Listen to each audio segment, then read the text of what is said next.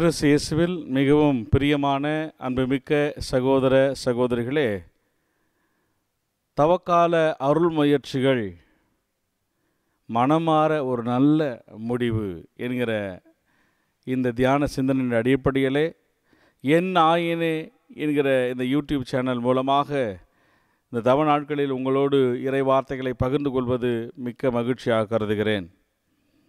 பிரியமானவர்களே, நற்செய்தியில் நாம் பார்க்கிறோம், மார்க் நற்செய்தி 1வது அதிகாரம் 12 - 15 முடிய உள்ள இறை வார்த்தைகளிலே, உடனே தூய ஆவியால் அவர் பால் நிலத்திற்கு அனுப்பி வைக்கப்பட்டார்.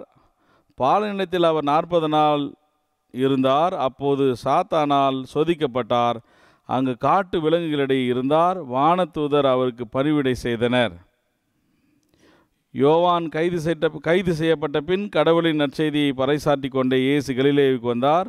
காலம் நிறைவேறிவிட்டது, இறையாட்சி நெருங்கி வந்துவிட்டது, மனமாறி நற்செய்தியை நம்புங்கள் என்று ஆண்டவருடைய சோதனையை பற்றி நாம் பார்க்கிறோம். நம்முடைய வாழ்க்கையில் சோதனைகளை எப்படி கையாளுகிறோம்? How do we handle temptations? சோதனை நம்மை பலப்படுத்துமா பலவீனப்படுத்துமா? சோதனை நம்மை பலப்படுத்த வேண்டுமே தவிர பலவீனப்படுத்தக்கூடாது. நாம் எபிரேயருக்கு எழுதிய திருமுகத்தில் 2:18 வார்த்தையை சொல்லுகிறது, இவ்வாறு தாமே சோதனைக்கு உள்ளாகி துன்பப்பட்டவராதனால் சோதிக்கப்பட்டவருக்கு உதவி செய்ய அவர் வல்லவர் என்று வார்த்தை சொல்லுகிறது. இப்போ இயேசு கிறிஸ்து சோதனைக்கு உட்பட்டவர். அவர் அந்த சோதனையை வெற்றி கொண்டதனால் என் சோதனைகளை அவரிடத்தில் சொல்லி தீர்வு காண முடியும். என் குழப்பங்களை அவரிடத்தில் எடுத்துரைத்து நான் வெற்றி காண முடியும். மனம் தளராமல் அல்லது மனிதனாய் பிறந்த எல்லோருக்கும் சோதனைகள் உண்டு. குறிப்பாக கிறிஸ்தவனுக்கு இந்த உலகத்தில் இன்னும் அதிகமான சோதனைகள் உண்டு. இந்த உலகம் உனக்கு எதிராய் திரும்பும். உடன் பிறப்புகளே உன்னை எதிர்த்து நிற்பார்கள். பெற்றோர்கள் உன்னை எதிர்த்து நிற்பார்கள். உன் முகத்தை கடவுளின் பக்கத்திலிருந்து அவர்கள் திருப்பி விடுவார்கள். இந்த உலகம் உன் கவனத்தை, கடவுள் மேல் இருக்கிற உன் கவனத்தை திசை திருப்பக்கூடிய காரணிகள் இன்றைக்கு அதிகம் உண்டு. நாம் மீண்டுமாக எபிரேயருக்கு எழுதப்பட்ட திருமுகத்தில் 4:15 பார்க்கிறோம், ஏனெனில் நம் தலைமை குரு நம்முடைய வலுவின்மையை கண்டு இரக்கம் காட்ட இயலாதவர் அல்ல. சோதனைக்கு உட்பட்டிருக்கிறீங்களா? பாவம் செஞ்சுருக்கிறீங்களா?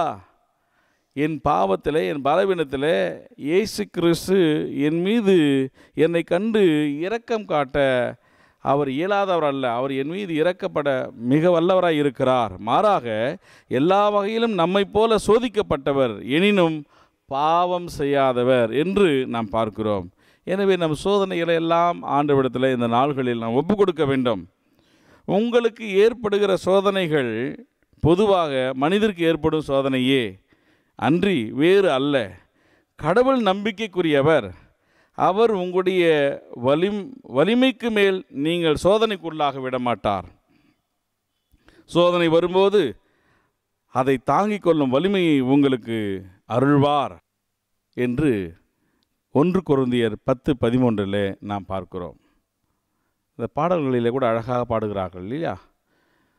நீ தாங்கிட பலன் தருவார், தப்பிச் செல்ல வழி செய்வார், கலங்கிடவே வேண்டாம், கலங்கிடவே வேண்டாம், நம் இயேசு கைவிட மாட்டார், திராணிக்கு மேலாக சோதிக்கப்பட ஒரு நாளும் விடமாட்டார், நீ தாங்கிட பலன் தருவார், தப்பிச் செல்ல வழி செய்வார். உன் திராணிக்கு மேலாக உன்னை ஆண்டவர் சோதிக்க மாட்டார், தாங்கக்கூடிய பலனை தருவார். ஏனெனில் அவர் உன் மீது இரக்கம் காட்ட வல்லவராயிருக்கிறார் என்று புனித பவுல் கொரிந்தியருக்கு எழுதிய திருமடலிலே 10வது அதிகாரம் 13வது வசனத்தை சொல்வதை பார்க்கிறோம். கண்களை மூடி ஜெபிப்போம். தாயும் தந்தையுமான கடவுளே, சிலுவை நாதரே, எங்களுக்காக எங்கள் சோதனைகளில் இருந்து நாங்கள் வெற்றி கொள்ள உம்முடைய சிலுவையை பற்றிக்கொள்ள, உம்முடைய பெயரையே நாங்கள் துணையாய் கொண்டு சோதனைகளிலிருந்து விடுபெற, உம்முடைய வழிகளை, உம்முடைய நியமங்களை அறிந்து கொண்டு சோதனைகளிலிருந்து நாங்கள் விடுவித்து கொள்ள, எங்களையே விடுவித்து கொள்ள, தற்காத்து கொள்ள, உம்மை பற்றி கொண்டு திருமுகத்தையே உற்று நோக்கி காத்து கொண்டிருக்க கிருபை தாரும்.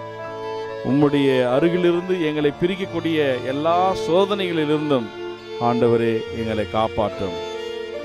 கிறிஸ்துவின் பெயரே எனக்கு துணை. இயேசு ஆண்டவரே என் சோதனைகளிலே எனக்கு துணை வாரும். ஆமென்.